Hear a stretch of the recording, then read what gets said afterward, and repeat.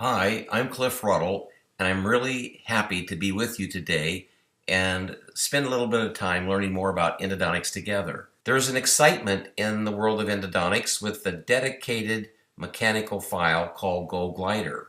Gold Glider, as its name implies, is a heat-treated file.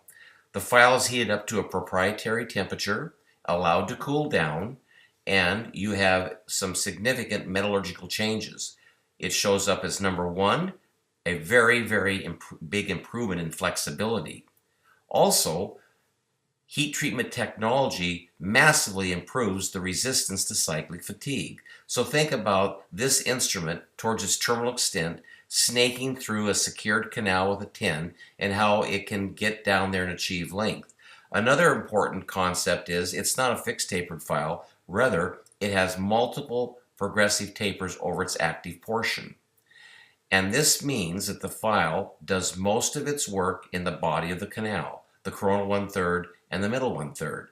The apical 1/3 of this instrument just is pretty passive and generally will then just follow the pathway that the tin file achieved before it.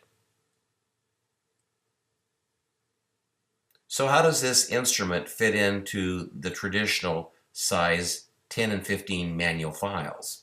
Well, you can look carefully, and if you look at D0, the Gold Glider is about the same as the 15 file, gets a little bit bigger at D4, but we really start to see bigger diameters at D8, 12, and 16.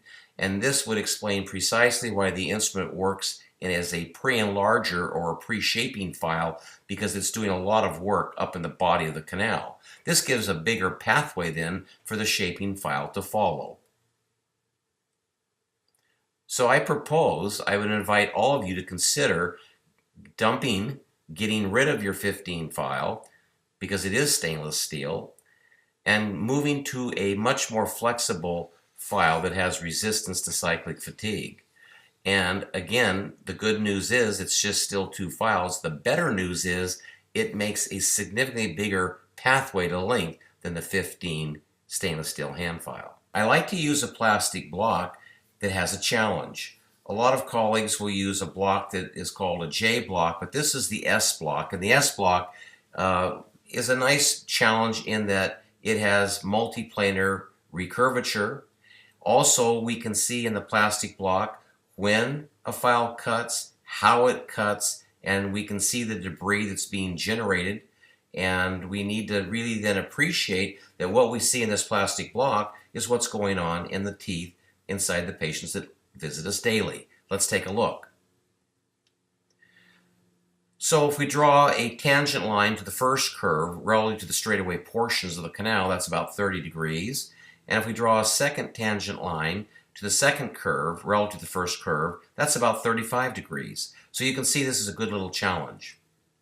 So we use isopropyl alcohol in the block, but notice how little the reciprocation wiggle is. There's not these big gross movements. When you get about a stop short, just slide in. No reciprocation on the handle. This is when you would get working length.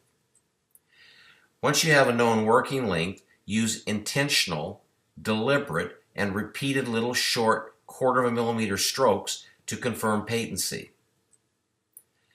With a known working length and a patent canal, check the glide path. Pull a stop back, a stop, 2 stops, 3 stops, and if we can slip, slide, and glide over that apical 1/3, not only do we have a glide path, we own the glide path.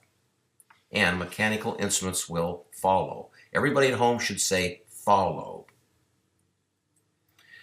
Well, here comes our Gold Glider, and notice it's cutting a little bit more up in its body. The tip is just following the slide path from the tin. And notice as we work, we brush a little bit. That relieves pressure on the instrument, allows debris to auger, but the tip again is pretty free. It's very little work done in the last 2-3 millimeters of a Gold Glider. This is pre-enlarging the canal, and it's a pre-shaping file. We're going to need a motor to drive this file in its unique bidirectional movement. And the good news is, if you were a WaveOne user, you already have the motor that has the presets for you. However, if you are interested in this technology, which I would invite everybody that's serious about clinical endodontics to do, then you would want to buy the X-Smart IQ motor. This motor has a lot of capabilities, and there'll be other webinars to fully explain how it can really help us with patient education, storing and transfer information, and doing a variety of other things like measuring working torque and all that. But we would want to operate at between 4 and 5.2 Newton centimeters. That would be, some would consider kind of a high torque for a small file, but that's what it was validated at over many years. So that is the torque, 4 to 5.2, and the rotational speed is 300 RPMs. So go ahead and chuck up the instrument and bring it in. Kind of get back on your handpiece and try not to hold it so close to its most distal end. Don't be pecking. Let it run. Let it float and follow, and let it progressively advance along the glide path. Lift it up a little bit on occasion, and that'll let the debris more fully auger up the flutes and into the pulp chamber. Sharp active blades can engage and help advance the file towards length. So in 1, 2, or 3 passes, we can typically achieve length. Well, you can still see that there's a lot of debris left behind in the lateral anatomy, but we have a super smooth and reproducible glide path. Now, one last comment. In shorter, wider, and straighter canals, you'll probably be able to achieve length in one single pass. However, in longer, narrower, and more curved canals, that's where it might take a second or third pass. And between the passes, we would irrigate the canal to remove debris. We would clean the flutes on the file. We would use a tin file and go back to the terminus to make sure that we had our glide path, and then we would re-irrigate to liberate that debris.